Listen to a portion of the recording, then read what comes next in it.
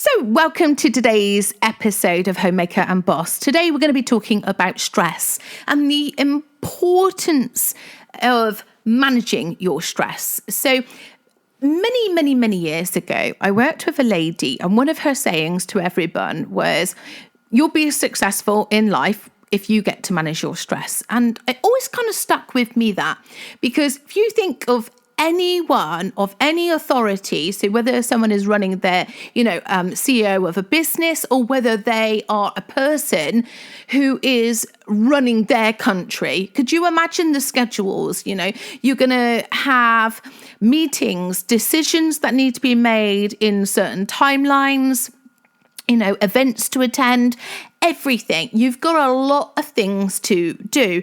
And myself, being a single working mum, I'm quite happily to admit that I have felt overwhelmed at times, because it can just get too much day in, day out, when you're just doing the same thing and you're like,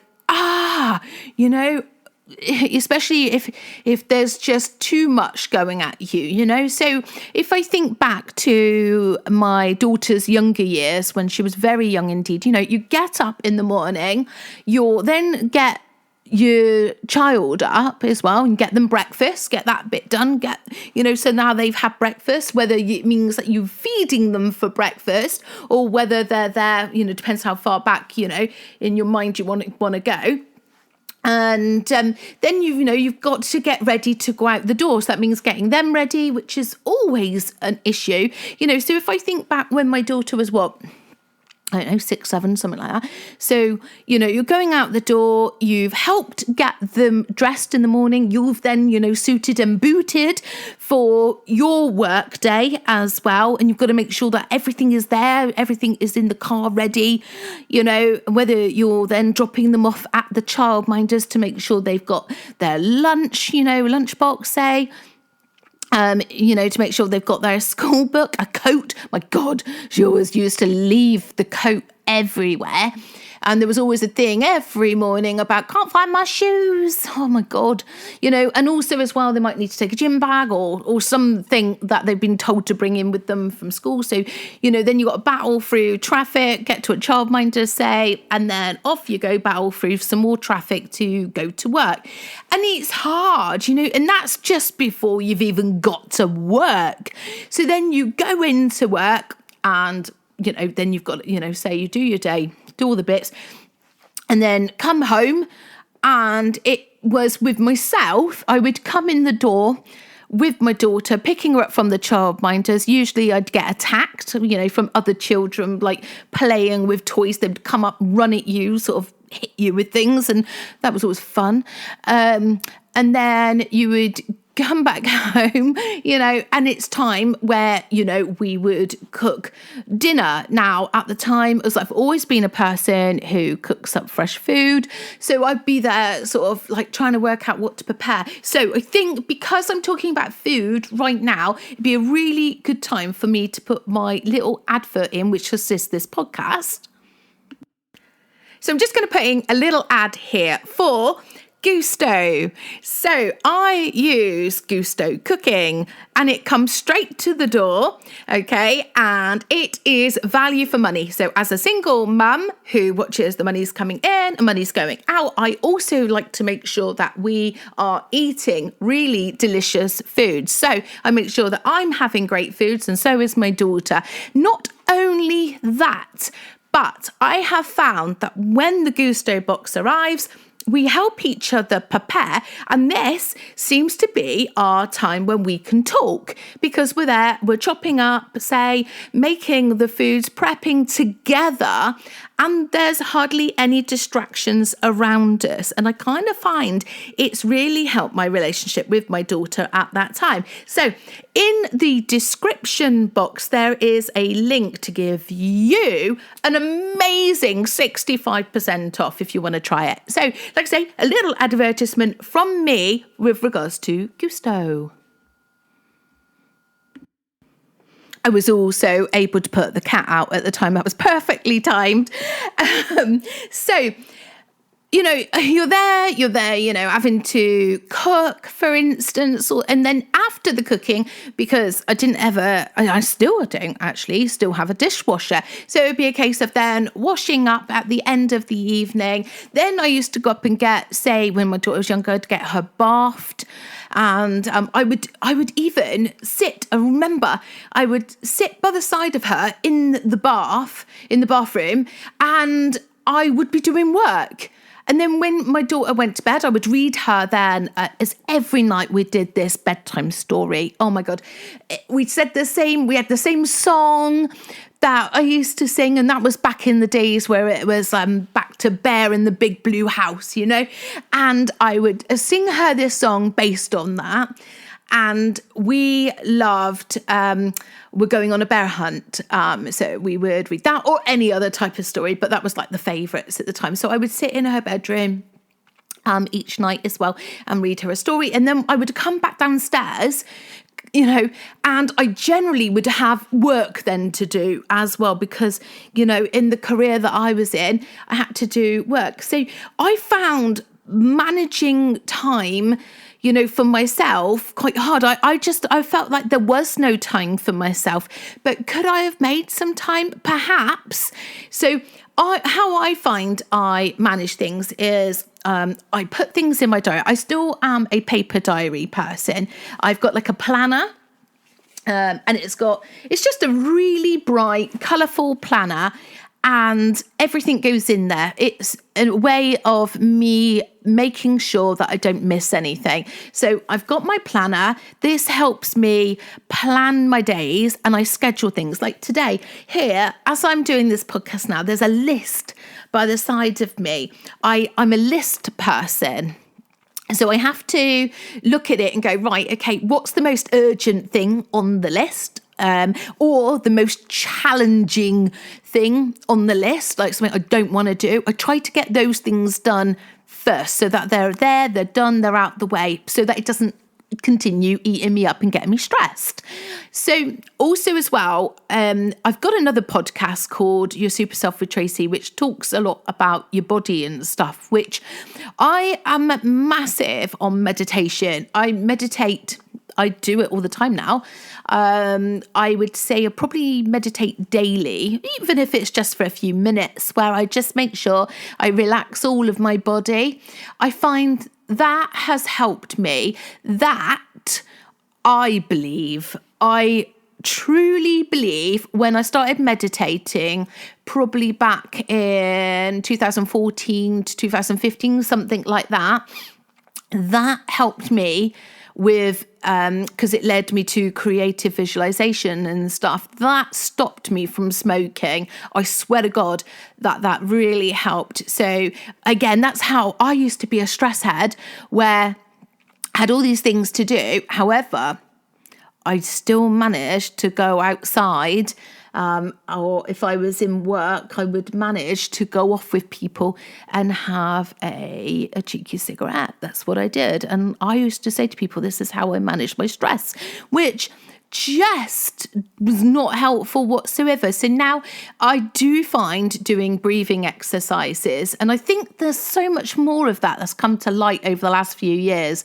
You can get the apps as well now. I find I try to do it before I go to bed, and I do it in the morning. Just before I wake up, I just do my breathing exercises, just setting myself up ready for a really good day. And if in the daytime I'm finding things, there's a lot going on here, I just sort of sit, I center myself, I do some breathing exercises, and I'm good to go again. I find it really helps myself because, like I say, there are so many challenges that we have. And, my life now at my age and, whilst I was, in my 30s to 40s is so different to, say, my mum, where it's just not the same, not by any means. We're expected to do so much. We literally have careers now, which before, say say, for instance, you had the man of the house, where they would have the full-on career, and then they might come home, be fed and watered, but now it's not, and it's very much a case of the woman, and it's been like this for a while now, where we're expected to do everything. And it's hard. It is hard because, I look around and I look at some other people, and I definitely think, from what I have seen, if you see different, then let me know, where women definitely seem to do more chores than the guys in the house. They do, even though they might chip in. I'm single at the moment, and like I say, I know that someone will come into my life soon. I'm not too fussed on that at this moment in time. But one of the things I'm very particular about is going to be, that we share the chores. If I'm washing, they, washing up. I expect them to be wiping up. But I don't even do it as a, expectation. I just expect the person that I'm going to be with will be someone who just is naturally like that.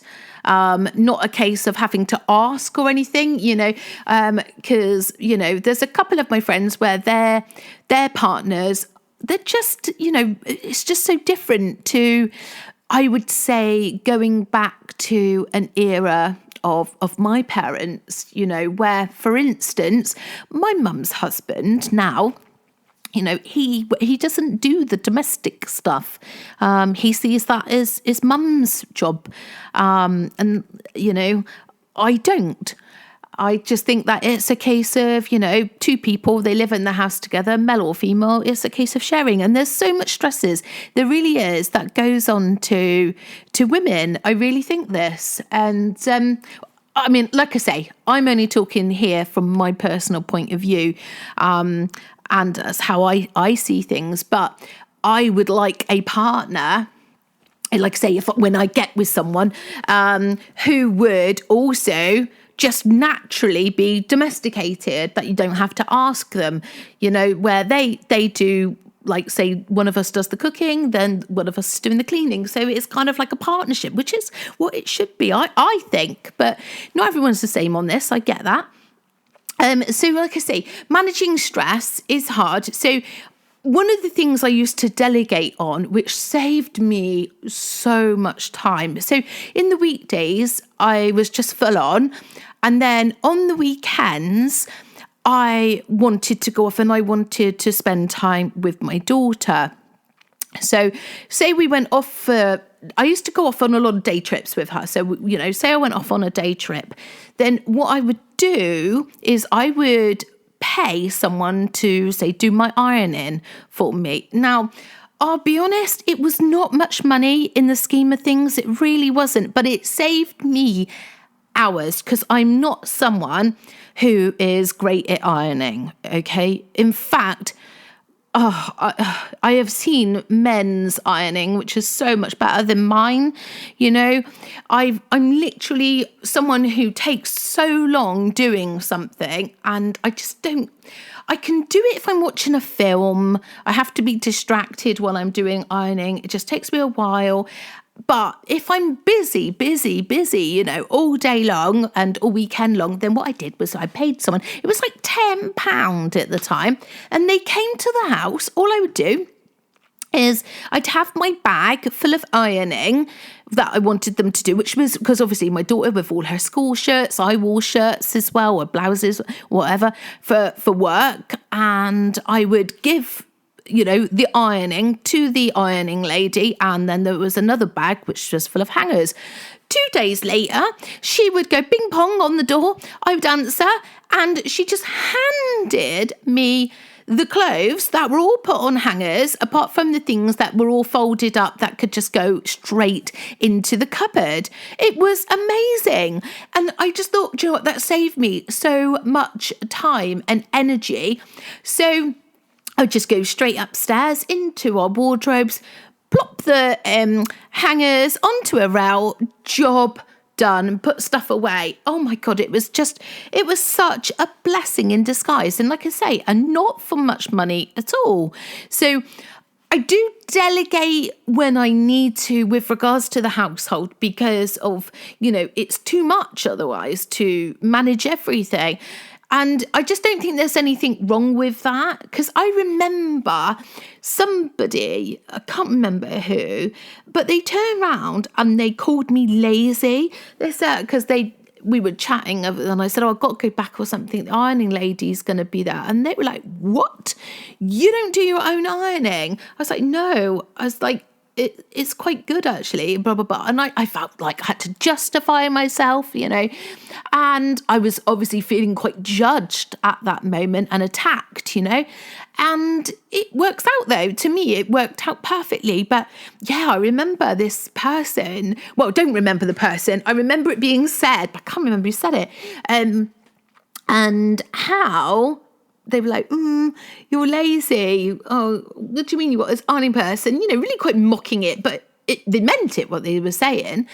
And I was just like, it is what it is. So if you can find little loopholes in your life that can help assist you in some way, then I definitely would go for that. Like I said, I know I'd put it in earlier, like even the Gusto box, got the food coming to your door.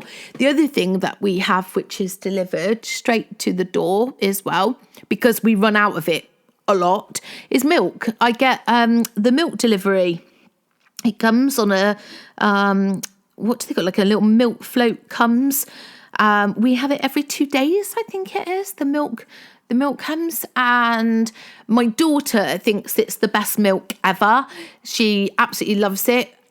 Weirdly, okay, she doesn't drink milk. However, I've said to her should we cancel it now? Because I was really concerned during, it was the whole COVID time with going out and not getting any milk. And she's like, no. But she doesn't drink it. She just she is a cereal fanatic, where she just sits there with bowls of cereal, but loves the freshness of the milk, and it just says it tastes amazing, but doesn't actually just drink milk. So yeah, we get that delivered, because that otherwise, what it's like, where you're just going literally to the shops just to buy milk, or you're having to walk to the shops, and no, that saves me like half an hour, or I could buy more, but we stopped buying the big pints because I found that they weren't being used. So anyhow, it's just useful for me. It's there, it's at the door. I literally just put it straight in the house, and it's job done, really. I quite like things for delivery. It's like Amazon as well. My God, Amazon Prime is just a godsend. I find that's perfect. Not an advert here or anything, but Amazon Prime, anything I need, I'm just like, right, yep.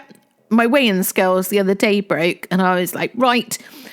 A day later, new weighing scales appeared. It's just perfect. So yeah, managing stress. I know I'm just talking about all different bits and pieces. So you will find something for yourself, like whether it's meditation, whether as well, it's maybe going for a run, classes, maybe it's writing, maybe it's being creative. Everyone needs an outlet to manage their stress levels. Like I said, and this is coming from someone who, I did it first of all unhealthily. I definitely did. Like I say, I used to be the person who used to manage my stress by going out and having a cigarette, and that all changed. And then after that, I found I've never touched a cigarette since. But I do my breathing exercises. I find that really helps managing my stress levels, is quite helpful. But I've got to say, I'm about to go on to HRT because of my emotions and stuff. And that's not, I wouldn't say that's stress levels, but I have found that there have been a few instances, and this is what the doctor has said, that this is the time of my life that I'm going through right now, where things are probably heightened. due to my hormones. And it's not so much that it's a stress thing. It's more of a case of emotional, I think. So I'm back to do the patches and some sort of tablet that I've got to take. I think it's twice I've got to go to the chemist now and pick them up.